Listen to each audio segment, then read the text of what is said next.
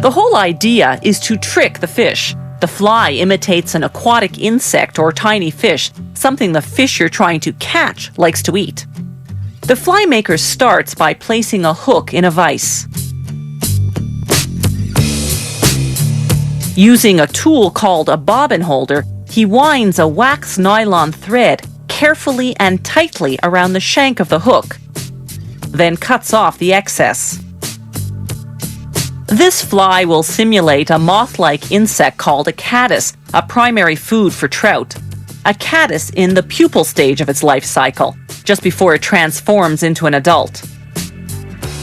The fly maker first attaches a special synthetic yarn to create the tail.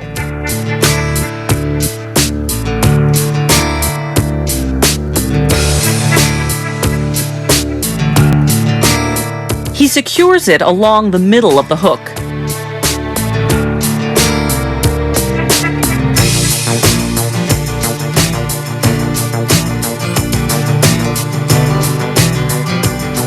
He then takes another synthetic material called dubbing to create the body. He spins the dubbing between his fingers onto the thread. The wax on the thread helps it adhere.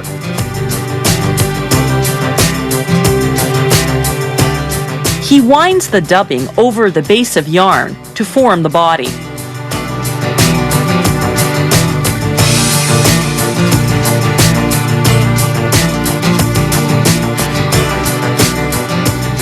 Then he folds some yarn over the dubbing and attaches it with more nylon thread.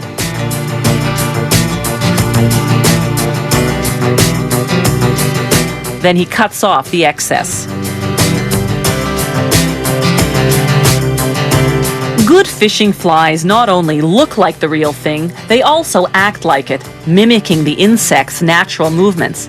When a caddis pupa is ready to transform into an adult, it swims to the surface of the water, then deploys its wings.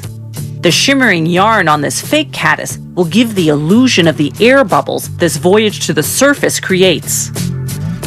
To simulate the wings, the fly maker uses dubbing made of deer fur. He cuts off the long, coarse hairs known as guard hairs.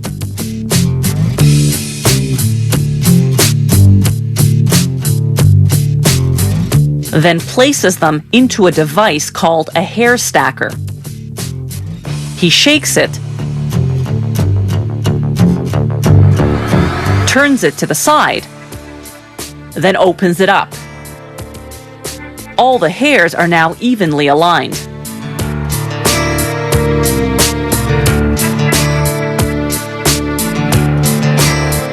He measures the length he needs to create the fly's wings.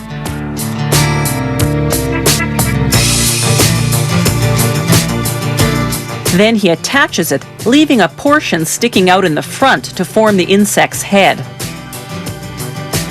Next, he uses a tool called a whip finisher to tie a sturdy knot made of several loops.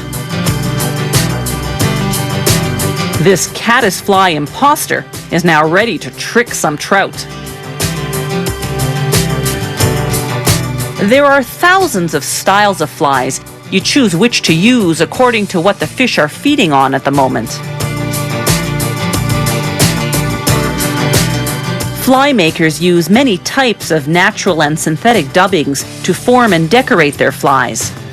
Feathers, animal hairs, metals, and plastics, often dyed brilliant colors.